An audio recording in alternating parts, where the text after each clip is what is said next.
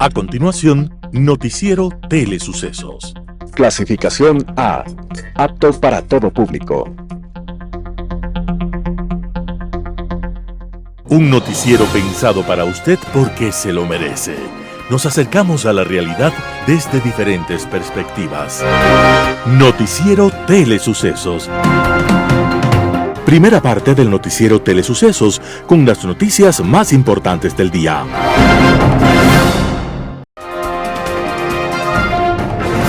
Un día como hoy. A principios del siglo XX nació un niño y su padre le puso el nombre de otro hijo suyo ya muerto para reemplazar aquel cariño. Para aquel niño debió ser muy traumático visitar el cementerio y llevar flores a una tumba donde aparecía su propio nombre. Aquellos dos niños, el que estaba sepultado y el que llevaba las flores, se llamaban Salvador Dalí. Otras decisiones del padre marcaron la vida del niño. A pesar de ser republicano y laico, lo matriculó en una escuela católica ortodoxa, que alteró aún más el temperamento del joven estudiante. Las excentricidades de Dalí no son todas narrables. Después de una profunda depresión por la muerte de su madre, pintó un cuadro de un Sagrado Corazón de Jesús y escribió encima de él un insulto contra su progenitora. Cuando estudiaba arte, Dalí fue el centro de todas las miradas. Vestía de luto, con grandes melenas y patillas, o llevaba botas de cazador y pelo engominado al vestir como un lord inglés. Dalí, cuya vida sexual siempre fue motivo de especulaciones, tuvo un extraño amor que le marcó la vida. Se llamaba Gala, y cuando él le dijo que quisiera verla otra vez, ella le respondió: ¿De qué estás hablando, pedazo de tonto? Te informo que nunca más nos volveremos a separar en esta vida. Y así fue. Esa semana empezaron a vivir juntos hasta el fin de sus días. La vida de Salvador Dalí fue un vuelo permanente entre la genialidad, la irreverencia y la extravagancia, y estaba terminando un día como hoy, 23 de enero de 1989. Y nos dejó su pintura y su turbulenta personalidad como huella importante del siglo XX. Las principales noticias del día. Titulares. Consejo Nacional Electoral investiga donaciones y el uso de bienes públicos en campaña electoral. Presidente Noboa deroga 5 decretos sobre indultos presidenciales para personas privadas de libertad. Desde este miércoles se realizan cierres por rehabilitación vial del redondel del Coliseo Rumiñahui. En política internacional, más declaraciones. Los editoriales serán de César Ulloa. Nadie respeta nada. Talía Flores, el post-debate se esfuma con las fotos de Noboa en la juramentación de Trump. Noticias del día. Consejo Nacional Electoral investiga donaciones y el uso de bienes públicos en la campaña electoral. En el marco de las elecciones generales de febrero próximo, el vicepresidente del Consejo Nacional Electoral, CNE, Enrique Pita, se pronunció sobre posibles irregularidades en la campaña electoral.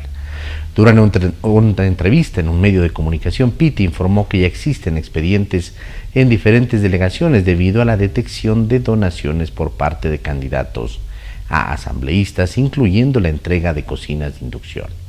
Sin precisar una cantidad concreta, reveló que en un buen número de delegaciones provinciales del CNE hay expedientes abiertos a organizaciones políticas por esta posible infracción electoral. El funcionario mencionó que se está realizando un seguimiento del uso de bienes públicos durante la campaña y aclaró que el CNE no es un órgano sancionatorio y que las pruebas recabadas serán enviadas al Tribunal Contencioso Electoral, que determinará si hubo o no infracción electoral. Además, expresó su preocupación por el control sobre ciertos aspectos de la campaña electoral, como la publicidad sin registro de autenticidad que dificulta la relación con una candidatura específica. En relación a la controversia sobre la licencia del presidente candidato Daniel Noboa, Pita explicó que aunque existe la obligación de solicitar licencia, el Código de la Democracia no contempla una sanción específica para esta infracción, lo que crea un vacío legal. Noboa ha continuado con su campaña sin tomar licencia, generando críticas y denuncias por parte de otros candidatos y ciudadanos. El presidente Noboa deroga 5 decretos sobre indultos presidenciales para personas privadas de libertad. El presidente de la República, Daniel Noboa, firmó el decreto ejecutivo 511 este miércoles 22 de enero, derogando varios decretos emitidos en administraciones anteriores relacionadas con indultos. La medida redefine las condiciones para futuros indultos y enfatiza la responsabilidad legal de los servidores públicos. El decreto 511 deja sin efecto los decretos ejecutivos 264, 265, 355, 816 y 949 emitidos entre 2021 y 2023 bajo el gobierno del expresidente Guillermo Lasso. Estos decretos otorgaban indultos a personas privadas de libertad que cumplían ciertos requisitos específicos como enfermedades graves o penas ejecutoriadas relacionadas con delitos menores como robo y hurto o contravenciones de tránsito. El documento presidencial asegura que los privados de la libertad que ya se beneficiaron de los indultos emitidos por los decretos ahora derogados mantendrán esos beneficios siempre que hayan cumplido los requisitos en el momento de la expedición de dichos decretos. Noboa anunció que para futuros indultos presidenciales, cada caso será analizado de manera específica para garantizar la transparencia y el cumplimiento de la normativa. También alertó de que los servidores públicos que hayan facilitado la liberación de personas sin que éstas cumplieran los requisitos estipulados en los decretos derogados serán sujetos a sanciones administrativas y penales según lo determinen las autoridades competentes. El nuevo decreto emitido este miércoles entró en efecto bajo su suscripción sin perjuicio de su publicación en el registro oficial. Desde este miércoles se realizan cierres por rehabilitación vial del redondel del Coliseo Rumiñahui. La empresa pública metropolitana de movilidad y obras públicas de Quito informó que a partir de las 10 horas de este miércoles 22 de enero se inician los trabajos de retiro de la carpeta asfáltica deteriorada de los carriles del redondel del Coliseo Rumiñahui. Se ha previsto 8 días de trabajos para liberar la movilidad normal sobre el redondel. La metodología de intervención será de 4 días para la calzada sentido sur-norte entre el 22 al 25 de enero. Posterior se trabajará en la calzada norte-sur entre el 26 y el 29 de enero. En coordinación con la Agencia Metropolitana de Tránsito AMT se ha previsto realizar cierres viales totales en jornada de 10 a 16 horas fuera de las horas pico. Con ello se sostendrá el alto flujo vehicular que concentran el sector para la movilidad en las mañanas hacia el centro y norte y en las tardes desde el norte hacia el sur. Durante las horas de cierre, la alternativa de movilidad de sur a norte estará habilitada desde la calle Manuel Cajías, La Condamine, Berruecos, Ladrón de Guevara, Lérida o Coruña hacia el sector de la Floresta. Para el tráfico sentido norte-sur, la principal ruta desde la Floresta a través de la avenida 12 de octubre y Madrid. Adicional, la AMT gestionará el contraflujo en las rutas que sea necesario para agilizar el tránsito. Al finalizar estos trabajos se programa la intervención final de los carriles sur-norte del puente sobre la avenida Velasco Ibarra en el tramo del Coliseo Rumiñahui, mismo que se prevé ejecutar durante 10 días a partir del 30 de enero. Los cierres y rutas alternas se informarán a tiempo para que la ciudadanía tome precauciones. Entrevista del día. En Radio Sucesos estuvo Antonio Ricaurte, analista político, hizo un análisis de lo que fue el debate presidencial. Escuchemos lo que dice.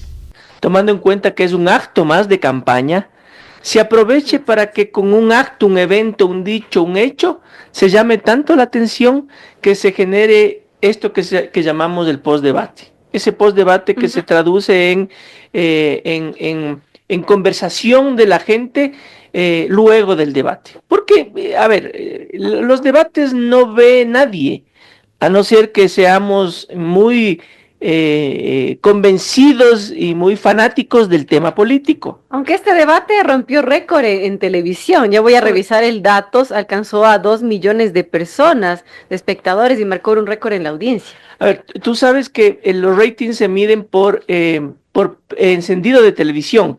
Así es. Entonces tú le dejas a la televisión encendida o te conectas... Claro, no se puede medir qué tanto estuvo atenta el televidente, ¿no? Exactamente, tú le dejas a la televisión prendida o enciendes o tienes tus redes sociales activas y estás a través de las redes revisando algo, eso sí suele suceder, pero le dejas a la televisión prendida. Lo que pasa es que a los ciudadanos nos gusta decir que somos muy inteligentes o muy informados. Y comúnmente se dice que cuando te preguntan, oye, ¿y cómo, por quién vas a votar? Y eso, hay un número importante de gente que te dice que va a votar después de ver el debate. Pero no es así. O sea, ya tienen decidido su voto. Entonces, ¿habrá gente que cambió de opinión después de ver este debate? ya vamos a analizar eso. Entonces, fíjate tú lo que es este debate larguísimo, aburrido, tedioso, de casi 4 horas. Entonces, el cerebro humano, Verónica, está hecho o sirve para concentrarse máximo 14 minutos. Así es, 14 exagerando. minutos. Exagerando. Si es que tú eres fanática de algún tema, vas a concentrarte máximo 14 minutos. Si no eres fanática de ese tema, no te vas a concentrar ni un minuto. Entonces, la gente odia a los políticos. No quieren oírles, no quieren verles. Entonces, no te vas a concentrar mucho tiempo. Entonces, si es que tú eres fanática del fútbol, por ejemplo, prendes el televisor para ver un partidazo y eres fanática, ni siquiera ahí vas a concentrarte más de 14 minutos, porque vas a empezar a ver el celular, vas a levantarte, te vas a ir al baño, vas a ir a comer algo, te pierdes el gol, regresas y así. Entonces, que vean el debate es muy difícil, que vean todo el debate, imposible. Entonces, tomando en cuenta eso, cuando un debate sirve porque ha sido un acto más de campaña en donde se desarrolló un acto, un evento, un hecho, un dicho, que lo solemos llamar en comunicación política un meme drop. O sea, para que la gente recuerde algunos temas. El Andrés no mientas otra vez, por ejemplo, del expresidente Lasso en el debate con Andrés Arauz. Eso generó un meme drop que resultó como un hecho que llamó tanto la atención que tomó vida propia. Se hicieron canciones, chistes, bromas, todo Así tipo, es. ¿ya? O Míreme a los ojos de Febres Cordero, o sea, para poner ejemplo. No hubo un meme drop, aunque se intentó quizás algo, pero no. No. Es que lo que pasa es que esos memes drop tienen que existir si es que hay una línea conductual estratégica, con estrategia, pues. No se trata de ir a improvisar y decir cualquier Como cosa. decir, estoy arrecho de todo esto, como lo hizo el candidato Cueva, ¿no? Y un montón de otras cosas. O ir vestido como mariscal y como... Como mariscal, pero de los de fiesta, de alquiler. Exactamente. Entonces, no, eso no sirve, ¿ya? ¿Qué podemos resaltar de ese hecho? No porque haya estado excelente, ni ha sido capaz, ni inteligentísima, ni nada, es la candidata Andrea González, que en el post-debate del mismo domingo y un poquito el día lunes, empezó a dar de qué hablar con respecto a un tema que cuando le contestó a Luisa González, que aprovecha todo para politizar. A partir de eso la gente dijo, qué interesante, una chica nueva, distinta, simpática, diciendo eso, y dio de qué hablar un poquito. Eso creo yo que va a dar como resultado que ella pelee el tercer puesto con Leonidas Issa. Ahora, mucho se decía, esto le puede quitar votos a Daniel Noboa, porque Daniel Noboa está captando el voto anticorreísta, pero Sí. Andrea González también busca ese voto anticorreísta. Exactamente, y estamos en este momento haciendo una medición para ver qué es lo que ha sucedido con ese voto de Andrea González y qué pasa con el voto del presidente Noboa. Porque, a ver, tomando en cuenta de que en general el debate fue plano, aburrido, tedioso, cansón, no subió, no quitó ni puso votos a nadie, pero en este hecho puntual, como pudo haber subido unos 3 puntos, 4 puntos Andrea González, que le posiciona como una candidata en el tercer puesto, pudo haberle quitado votos. Es mi percepción al presidente Noboa, que está a 2,5 puntos de ganar en primera vuelta. En Impacto Informativo, Gonzalo Salvador, embajador, analista internacional, habla de las medidas tomadas por el presidente Donald Trump. Escuchemos lo que dice. A ver, yo creo que Ecuador tiene una ventana de oportunidades muy grandes con los Estados Unidos, ¿no? Trump es una persona que visitó el Ecuador. Ustedes recordarán que él estuvo acá cuando él era dueño de la franquicia de Miss Universo, de tal manera que conoce el país, tiene simpatías por el país. Ha nombrado, algo también inédito, es al primer latino como secretario de Estado, Marco Rubio. No nos olvidemos que este senador de Florida también estuvo acá en Ecuador en febrero del año 2017, me parece, o 2023, perdón. En el 2023 estuvo acá el senador Marco Rubio, estuvo por cerca de una semana. Ha sido el gran promotor, uno de los grandes promotores en el Senado de los Estados Unidos de las iniciativas a favor del Ecuador. Y es más, hace pocos días en la audiencia de confirmación en el Senado expresó que Ecuador es un país, uno de los pocos, quizás es el único país en la costa del Pacífico que no cuenta con un acuerdo de comercio con los Estados Unidos y que ello le está perjudicando enormemente al Ecuador en términos obviamente de acceso al mercado de los Estados Unidos, pérdidas económicas que se estiman en alrededor de 250 millones de dólares anuales por el pago de aranceles. A más de ello, pues el lucro cesante de que no se invierta en el país con miras a exportar a los Estados Unidos, ¿no?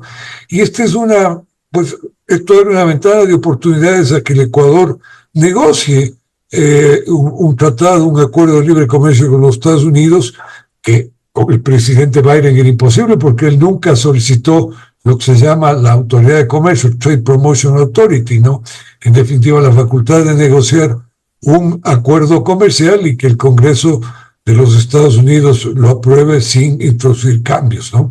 Y yo estoy seguro que el presidente Trump lo va a hacer porque él es un negociador nato, es un hombre de comercio, un hombre emprendedor, iniciativa y un gran negociador que quiere diversificar, en definitiva, esa dependencia que tienen los Estados Unidos de muchos productos chinos, traerlos a producir en países amigos, ¿no? Lo que el concepto que se llama de nearshoring, en definitiva, tener a los proveedores de materias primas, de partes, piezas, en países cercanos y amigos de los Estados Unidos. Hay, por otro lado, está la iniciativa IDEA, que sería una concesión unilateral que nos incorporaría a la iniciativa de la cuenca del Caribe, ¿no? Este es un régimen unilateral que simplemente pues otorga preferencias al Ecuador, pero en cualquier momento puede desaparecer, ¿no? De tal manera que el camino ideal es ir hacia un acuerdo de comercio con los Estados Unidos. En el tema del narcotráfico, fue enfático el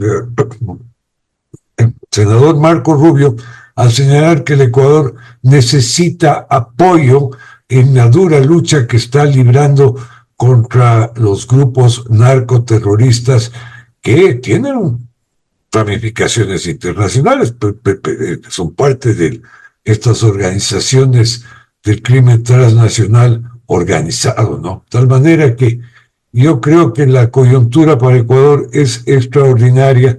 Sí hay un elemento que causa preocupación, que es el tema de los migrantes ilegales. Ecuador debe tener un porcentaje alto de migrantes que están ilegales en los Estados Unidos y que se ha dicho que los van a expulsar.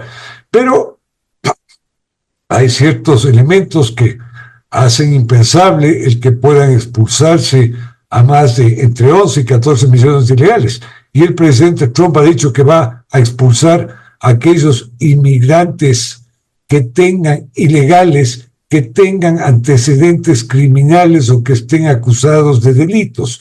Y en realidad se han filtrado muchísimos delincuentes en esa gran masa de inmigrantes hacia los Estados Unidos.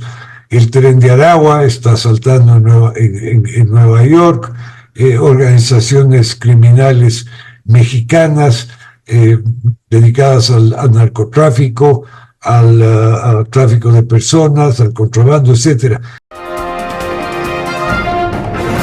En Impacto Informativo, Jorge Cruz, investigador del Observatorio de Comunicación de la PUCE, hizo un análisis del debate presidencial.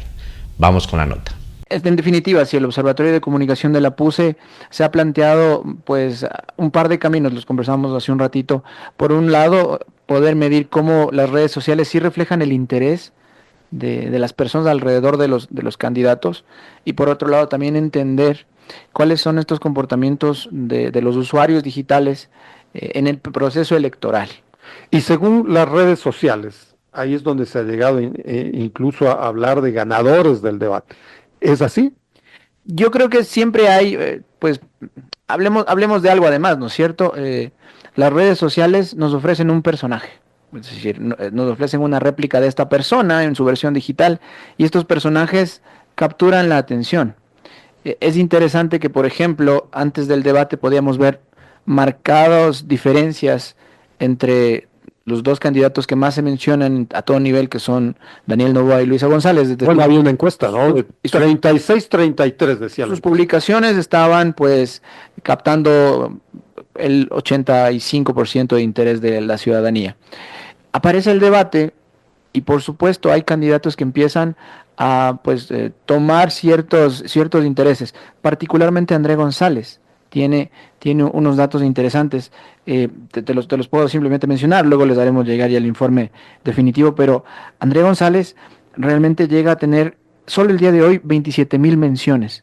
Hasta el día de hoy. Sí, el día de hoy que hicimos un corte en la mañana, gracias a la gente de Go Social Suite, que es nuestro socio estratégico para poder levantar información. Entonces ellos, con el corte que realizamos, nos muestran, por supuesto, la diferencia sigue siendo alta.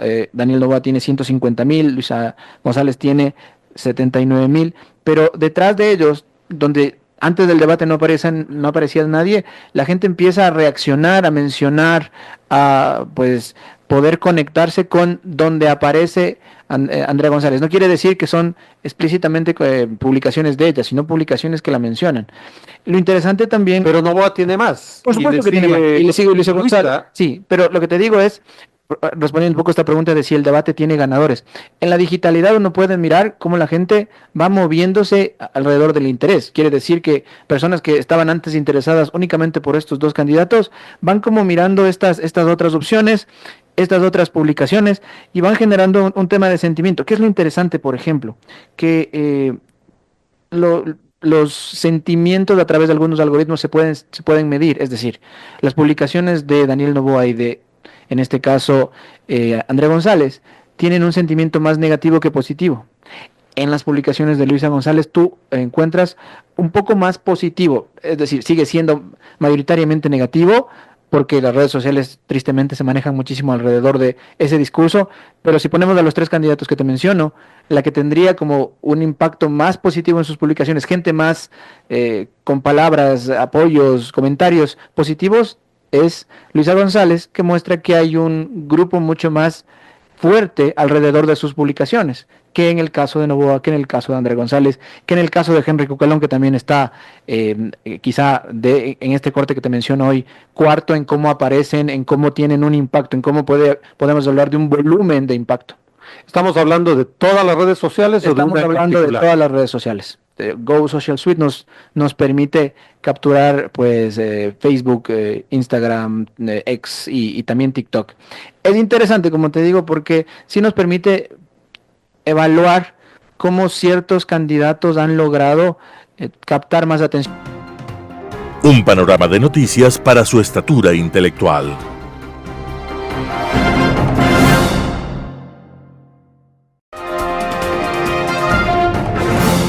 Global Hoy con Alan Catey. Más declaraciones. La posesión de Trump ha sido escenario de toda suerte de espectáculos. El saludo nazi de Elon Musk, que se puede confundir con el saludo romano popularizado en el fascismo italiano por el previo golpe en el pecho, dio la vuelta al mundo, pues se correspondía con la reunión de apoyo de Musk con Alice Weidel, la candidata a la Cancillería por la AfD de la extrema derecha alemana pronazi. ¿Cuánto va a ayudar este incidente a Trump? Es algo que está por verse, pero no parecería que en los Estados Unidos, pese a la polarización del país, una postura tan abierta pro-nazi no será apreciada por la sociedad americana, lo que incluso Trump encontrará incómodo. Ya los desvaríos sobre Canadá y Groenlandia desaparecieron de las declaraciones posteriores, dejando solo el tema del canal para continuar con una retórica vacía de contenido, junto al patético proyecto del cambio de nombre del Golfo de México por el Golfo de América.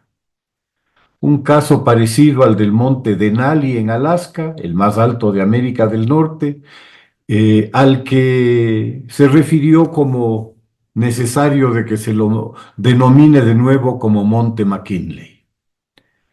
Los aranceles del 25% a los productos que vienen de México y Canadá, que se suponía serían aplicados desde el primer día, están al momento en stand-by hasta el próximo mes.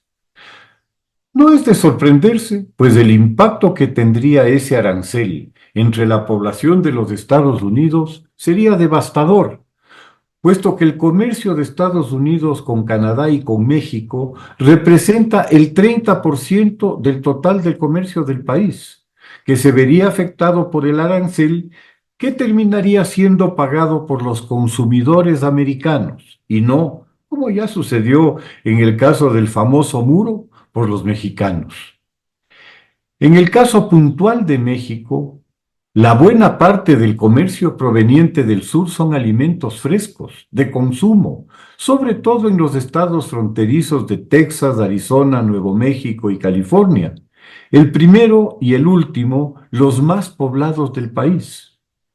Una suba de precios del 25% implicaría desatar otra ola inflacionaria con el malestar social consiguiente, así que, como en el caso del saludo de Musk, posiblemente se vuelva un boomerang, lo que ha causado la demora en su aplicación por ese riesgo. El reversar la decisión de su antecesor sobre la calificación de Cuba como auspiciante del terrorismo significará más sufrimientos para los miles de presos políticos cubanos, sin un efecto real para la cúpula de la dictadura y de las Fuerzas Armadas, con socios del negocio que ya por 65 años explotan en Cuba. ¿Quién sabe si la liberación de los 500 presos que fuera anunciada por la dictadura se concrete o no, como es probable, frene tal vez la liberación de los presos convertidos en moneda de cambio por las dictaduras? Total, aquellos liberados lo han sido bajo condicionamientos tan extremos que cualquier pretexto los va a poner de nuevo en prisión. Para dejar claras sus prioridades hacia Latinoamérica, Trump declaró enfáticamente que la región necesita a Estados Unidos, pero Estados Unidos no los necesita a ellos, marcando la pauta del criterio con que analiza su relación, aunque vaya a contravía de la realidad y de otros criterios que él mismo ha expresado, principalmente respecto de la presencia creciente de China en América Latina, vista por Trump como el enemigo a vencer. Volverle la espalda a Latinoamérica significa lanzarla en brazos de China, consiguiendo exactamente lo contrario a su propia definición respecto de su principal rival. Este desdén para nada es nuevo y, de hecho, ha sido una constante en la política exterior de Estados Unidos en las últimas décadas. La enorme necesidad de alimentos y materias primas de China son la raíz del exponencial crecimiento que ésta ha tenido en la región y, en lo primero al menos, lo que ha definido las tendencias económicas regionales de producción. No en vano, tanto Brasil y Argentina, principales exportadores de Sudamérica, han visto crecer sus ventas y sus sembríos de soya a niveles inimaginables hace 25 años. Por otra parte, Perú, Bolivia y Chile han encontrado en China mercado para sus minerales, litio y cobre principalmente, y Venezuela y Ecuador se vincularon por las ventas anticipadas petroleras, que fueron las garantías por los opacos créditos chinos. La tendencia del crecimiento comercial regional con China no ha hecho más que crecer en las últimas décadas y ante el desinterés y la obvia hostilidad de la segunda administración de Trump hacia la región, todo hace prever la continuación de esa tendencia. En el espinoso tema del narcotráfico y de la lucha contra el crimen organizado, el primer paso adoptado ha sido declarar como grupo terrorista al denominado Tren de Aragua, que se ha convertido en organización criminal de carácter internacional gracias a la migración forzada de 8 millones de venezolanos, caldo de cultivo para la explotación de personas en situaciones desesperadas, desde la sexual al tráfico de personas y drogas, particularmente de cocaína. Habrá que ver si tal declaración será aplicada y en qué términos, pues desde hace años la lucha contra el narcotráfico se ha dado fuera de los Estados Unidos. Que se sepa, fumigaciones como las practicadas en Colombia con un químico que se ha revelado como un cancerígeno jamás se permitieron en Estados Unidos cuando la marihuana aún era legal. Y que se sepa, operaciones como la guerra contra los cárteles narcos, como las producidas en Colombia y ahora en Ecuador y otros países, que han significado miles de muertos, jamás se han dado en los Estados Unidos, que es donde existe el problema de la drogadicción. Curioso resulta hablar de una guerra contra las drogas con los países que no tenían antes ese problema, poniendo los muertos para que las mafias en Estados Unidos se lleven la parte de león del negocio, lo que fácilmente se mide en cifras. El kilo de cocaína que sale de Colombia, sea por vía de Ecuador o por el Caribe, vale $1,200. Cuando cruza la frontera a Estados Unidos, 5,000, y en Los Ángeles, Chicago o Nueva York llega a 70,000.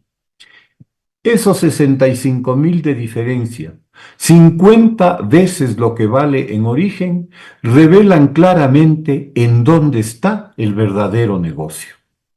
Cuando el presidente Trump amenaza con catalogar a los cárteles como organizaciones terroristas, siempre se refiere a los de allende fronteras, a los mexicanos, a los colombianos o a los centroamericanos, y exige acciones militares en su contra, amenazando, si no se actúa de acuerdo a sus criterios, con hacerlo con sus fuerzas armadas o policiales propias, aunque sea en territorio extranjero.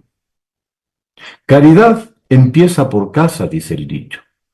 Para creer mínimamente en la tan mentada guerra contra las drogas, lo que al menos debería demostrar Trump es la decisión de actuar de igual manera dentro del país y no exigiendo que sean los otros los que, a más de destinar sus escasos recursos para la lucha, pongan además los muertos.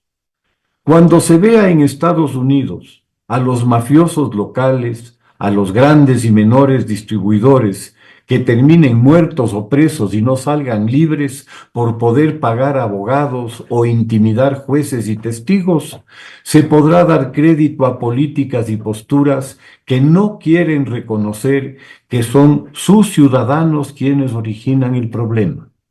Predique con el ejemplo, señor Trump. Haga en casa lo que exige a otros hacer en las suyas. Muchas gracias. Editorial. Nadie respeta nada, artículo de César Ulloa publicado en Diario La Hora. Cuando la ley no importa a quienes ejercen el poder, poco o nada se puede exigir a la ciudadanía. Si el ejemplo es lo último para quienes administran los recursos del Estado, la demagogia es lo primero y cercanamente viene el populismo. En todos los espacios de decisión, me refiero a las funciones del Estado y niveles de gobierno, ocurre lo mismo. Una pizca de poder para cualquier servidor o servidora públicos y la arbitrariedad se impone. Como es arriba, es abajo. Las formas de manejar el poder lastimosamente se replican y con el tiempo se exacerban. Fue el politólogo argentino Guillermo Dunel quien integró en el estudio de la ciencia política el concepto de democracia delegativa para explicar el comportamiento que tienen los líderes cuando ganan elecciones e inician su gestión en el poder. A cuenta de unos votos ganados en las urnas, muchos o pocos, justifican sus decisiones arbitrarias en la conducción del Estado. Justifican sus bravatas, interpretaciones legales, orientaciones económicas, porque el pueblo les otorgó esa dignidad. Este virus se observa en todo el mundo, pero en algunos países tiene mayor impacto, como el nuestro, a lo largo del tiempo. Esa máxima de que en democracia se gobierna para las mayorías y las minorías se diluye con este tipo de liderazgos, pues ni siquiera lo hacen para unos o para otros, sino para sí mismos, para salirse con las suyas y engrosar el anecdotario, como si la conducción de un país fuese un conjunto de probetas al interior de un cuarto de experimentación química. Los efectos inmediatos son la falta de credibilidad en las leyes, las instituciones y el endiosamiento de las personas, el culto al ego y los líderes de barro. En estas elecciones, una de las prioridades es volver a tener autoridades en la Asamblea y Ejecutivo que cumplan las leyes, que actúen con fuerza, por fuera de sus intereses, y que se retiren de cualquier puesto con la frente en alto, sin guardaespaldas, y puedan caminar libres en las calles, esas mismas calles por las que hicieron proselitismo electoral en varias ocasiones. Pasar del país que hace lo que le da la gana a otro tiene un costo, pero vale la pena seguir insistiendo. Artículo de César Ulloa publicado en Diario La Hora. El post-debate se esfuma con las fotos de Noboa en la juramentación de Trump. Dalia Flores, primicias. Lo del domingo 19 de enero no puede ser llamado debate presidencial porque no hubo confrontación de ideas, sino apenas una somera presentación de ellas. Los 16 candidatos le quedaron debiendo a los ecuatorianos que esperaban escuchar soluciones a gravísimos problemas como el desempleo, la inseguridad y la violencia, sobre los cuales apenas dieron una pincelada sin mencionar cómo lo harían. En realidad, más parece que se trató de una competencia de los cuartos de guerra de los candidatos que mandaron a los aspirantes a cumplir unas estrategias a rajatabla, observando un tacticismo insospechado, pensando en los electores y también en las redes sociales donde se genera el post-debate, que es lo que más les importa en una campaña. Los movimientos que debían observar y el terreno que no podían pisar estuvieron calculados al milímetro, al punto de que Daniel Noboa y Luisa González habrían renunciado cada uno por su lado, obviamente, a tener el protagonismo de la noche a fin de conseguir lo planeado, no arriesgarse, para mantener intactos sus primeras posiciones en las encuestas, y lo lograron. Eso también explicaría el anuncio inicial de Noboa sobre un fast check-in en tiempo real de su equipo de campaña para verificar la información que allí se generaba, lo que habría disuadido a cualquiera de sus contendientes a no decir nada que no estuviese confirmado, so pena de ser desmentidos de inmediato. Y también explicaría por qué Luisa González mencionó de entrada los nombres de los 4 niños de las Malvinas que Daniel Noboa no nombró en el primer bloque, al dejar sin respuesta la pregunta que le hizo Francesco Tabacchi sobre ese doloroso episodio. Que en el segundo bloque se haya aludido a un tema del primero evidencia que quienes participan después tienen cierta ventaja, ya que conocen cómo respondieron los otros candidatos, aunque el domingo no todos lo supieron aprovechar, quizá porque los estrategas les aconsejaron decir solo lo concertado en el cuarto de guerra de la campaña. Estas acciones le restan frescura y espontaneidad al intercambio de ideas, que es lo que se trata un debate, durante el cual hay que mostrar qué piensan y cómo reaccionan frente a temas que no están en el libreto previsto. Pero eso no se vio. Entre tanto cálculo y simulación, Andrea González lució espontánea y frontal cuando aludió a que el socialismo del siglo XXI pactó con las FARC el uso del mar territorial para sacar cocaína, así como cuando descolocó a Luisa González, quien le había preguntado acerca del proyecto inmobiliario Olón, desconociendo que fue la propia Andrea quien hizo la primera denuncia. Y cuando el candidato Iván Saquicela lo hizo que mirase al techo, mientras ella aseguraba que nunca hubiese dejado que Wilman Terán sea presidente del Consejo de la Judicatura.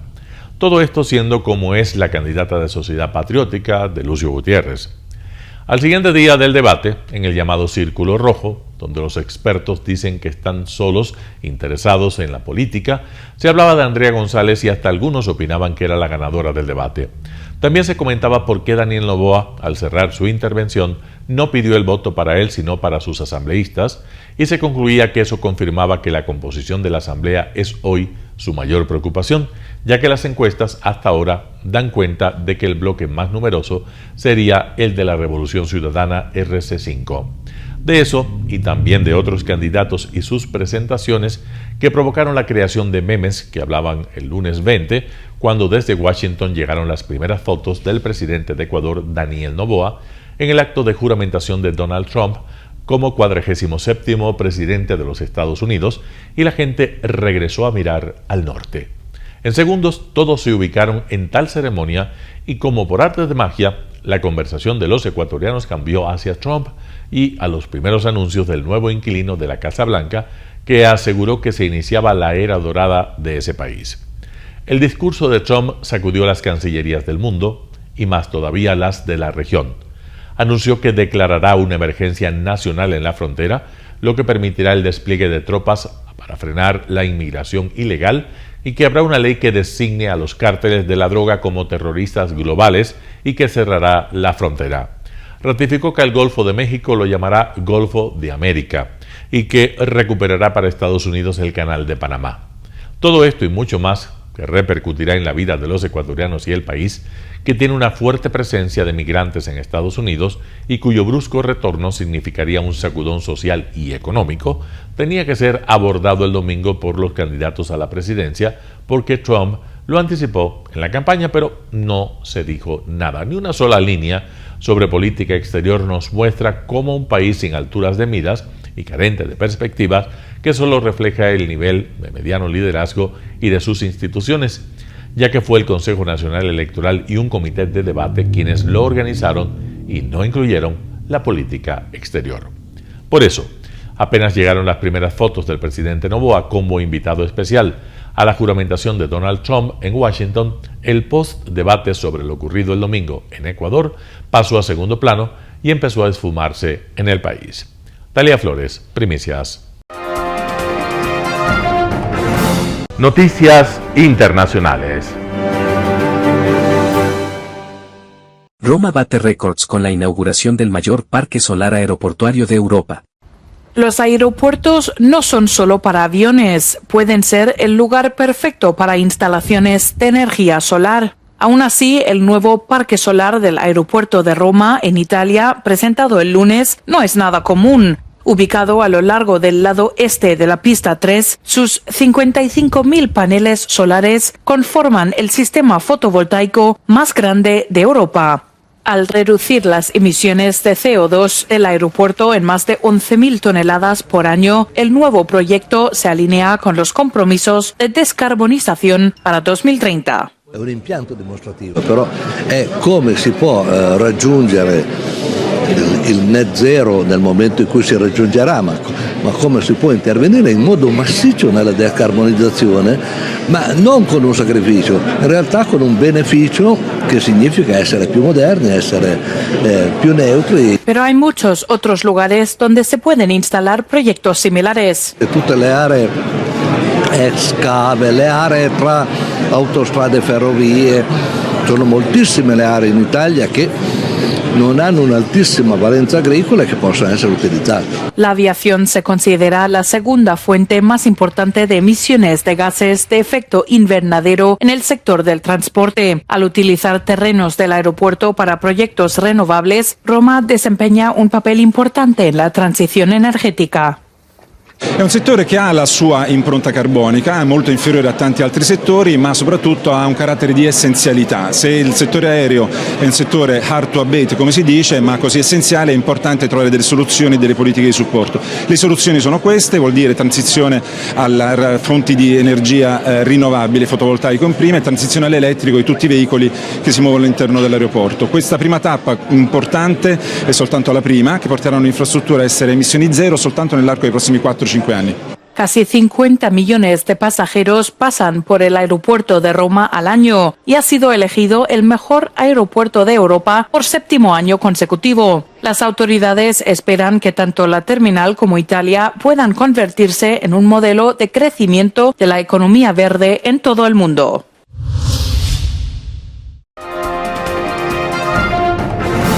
Senado de Estados Unidos aprueba ley que exige detener a indocumentados acusados de delitos menores.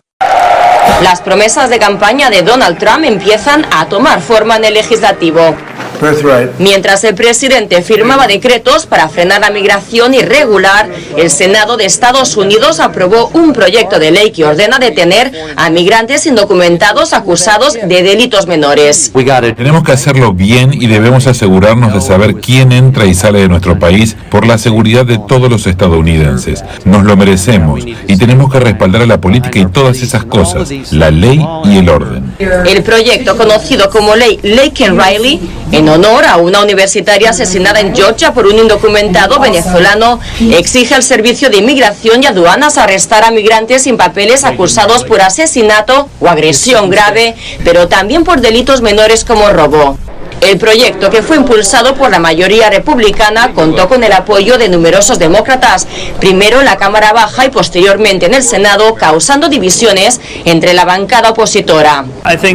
Creo que existe un amplio acuerdo en este país en que las personas que llegaron ilegalmente y cometieron delitos graves, deberían ser deportadas, pero no hay un acuerdo amplio en este país sobre que las personas que son indocumentadas y no representan ningún riesgo deberían ser deportadas. Dijo Trump tras el visto verde del Senado que la ley era hermosa y que esperaba poder firmarla en los próximos días.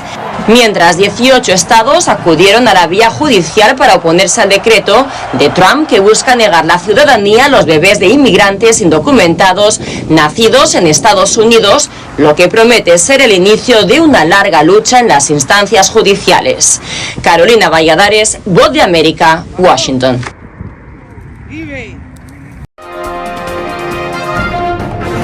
Muertos y miles de desplazados dejan nueva ola de violencia en Colombia. Lo único que agarré fue mis hijos, la mujer y a correr porque no podemos hacer más nada. Dervis Morales hace parte de la lista de los más de 19.000 desplazados que ha dejado una ola de violencia que empezó hace 6 días por los enfrentamientos entre el ELN y las disidencias de las FARC en el Catatumbo, región en la frontera con Venezuela. Cifras oficiales reportan además 80 muertos. Llegamos a la alcaldía de la alcaldía de Tibú nos enviaron para acá, para Cúcuta, llegamos aquí al estadio. Y aquí estamos esperando si nos dan una ayudita. Las autoridades informaron que los fallecidos incluyen firmantes de paz y líderes campesinos.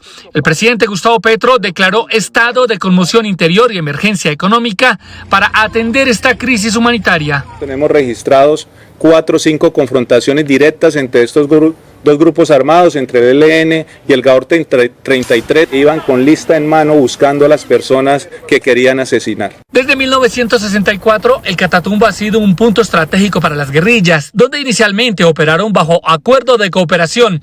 Tras la desmovilización de las FARC, el ELN fortaleció su presencia, mientras los disidentes quieren quedarse con el control en la región. Que lo que están buscando son la acumulación de renta de capital por negocios ilegales. Entonces creo que realmente es una muestra que estas guerrillas pues realmente no son ni revolucionarias ni están a favor del pueblo. Según cifras oficiales, cerca de 46.000 niños en el Catatumbo no han logrado iniciar sus clases por los enfrentamientos entre las guerrillas.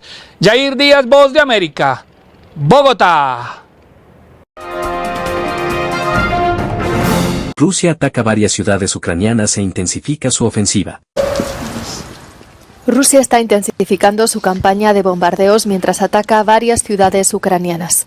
Moscú disparó drones de ataque Shahed de fabricación iraní que apuntaban a la ciudad central de Cherkasy. El ataque provocó algunos daños a las propiedades de los alrededores.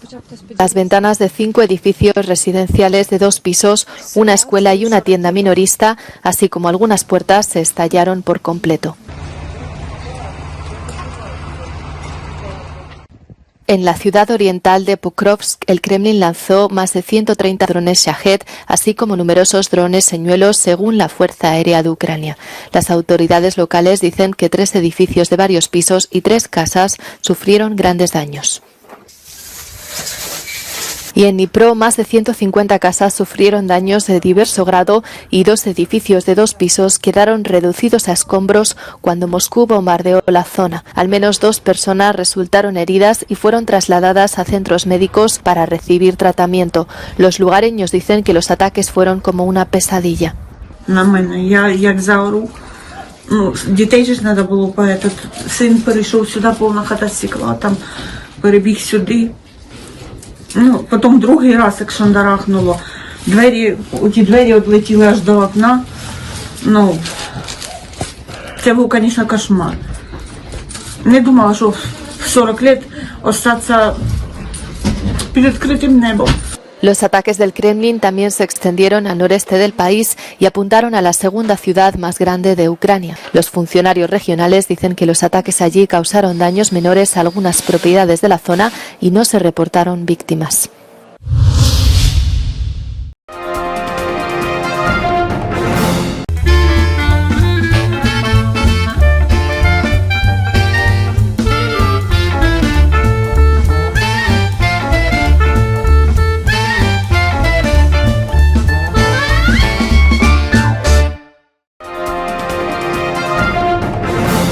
Telesucesos Sports. Deportes, deportes, deportes. Todas las tardes, 4 horas de lunes a miércoles, de 14 a 17 horas. Los jueves y viernes, 6 horas, de 12 a 20 horas. Desde Arena Telesucesos. Transmisiones en vivo, siempre Ecuavolley. Y luego, deportes para recordar. Todas las tardes, deportes en Telesucesos Sports, bajo la dirección del arquitecto David López. La visión objetiva de quien vive el deporte. Sucesos deportivos, visión de un equipo de opinión joven de comunicadores. Telesucesos, llegamos con nuestra señal a los sectores populares de nuestra ciudad. Quienes no tienen televisión por suscripción atenderán nuestra señal sin costo en Canal 29 UHF Telesucesos. Siempre ecuatorianos, resaltamos nuestra identidad. El básquet, esgrima, tenis de mesa, taekwondo, box y muchos deportes más en Telesucesos Sport, sin costo desde la comodidad de su hogar en Telesucesos Canal 29. Arena Telesucesos es una importante y funcional edificación cubierta dispuesta para la práctica y desarrollo de eventos del Ecuavolley. Si deseas asistir a los encuentros en vivo de Ecuavolley, comunícate con nosotros a los números de teléfono 2021-224 o al 0989-973-725. Ven con tu familia y amigos a vivir la emoción del Ecuavolley. Emoción sin límites los días jueves y viernes desde la comodidad de su hogar. Resaltamos nuestra identidad como ecuatorianos iniciando transmisiones en Telesucesos del Ecuavolley, que representa, luego del fútbol, el deporte más popular de nuestro país y el que practican los ecuatorianos residentes en muchos países del mundo. Nuestra señal será transmitida en directo por televisión abierta en la ciudad de Quito y a través de las redes sociales a todo el país, así que llegará a Estados Unidos, España e Italia, creando a través del Ecuavolley un nexo fraterno entre ecuatorianos y entre los inmigrantes de nuestro país. Anuncie en Telesucesos Sport y llegue con nosotros a lo más importante del deporte popular. Telesucesos, con sus transmisiones, jerarquizará esta práctica deportiva, convocando importantes competencias de Ecuavolley dentro y fuera del Ecuador. Llegando con deportes no atendidos por los medios de comunicación que han concentrado su acción en el fútbol. El tenis, box, golf, racquetball llegarán a su pantalla de televisión en tiempo real a través de Canal 29 UHF, competencias que podrán ser atendidas a través de Facebook, YouTube y vivir los encuentros deportivos en directo y en tiempo real. Esté atento a nuestros horarios especiales de transmisión los fines de semana y feriados. Usted y su familia disfrutarán desde la comodidad de su hogar de las emociones del Ecuavolley, deporte tan nuestro. Somos inéditos y para ello disponemos de un escenario cubierto propio, Arena Telesucesos, desde donde transmitimos nuestros encuentros masculinos y femeninos de este deporte. Simple y gratuito. Llama a nuestros números de contacto 2021-224 o al 0989-973-725 y regístrate como invitado especial para nuestros eventos en vivo. Arena Telesucesos, el escenario cubierto para la práctica del deporte 100% ecuatoriano, el Ecuavóley. Telesucesos es un canal de televisión que incorpora a su programación manifestaciones culturales y deportivas que marcan la identidad de nuestro país. Consideramos que el Ecuavóley es una manifestación deportiva con partida de nacimiento popular y nombre propio ecuatoriano. Arena Telesucesos, funcional espacio cubierto para la práctica y desarrollo del deporte. Arena Telesucesos, el escenario para campeones. Arena Telesucesos atiende deportes de su preferencia: básquetbol, tenis de mesa,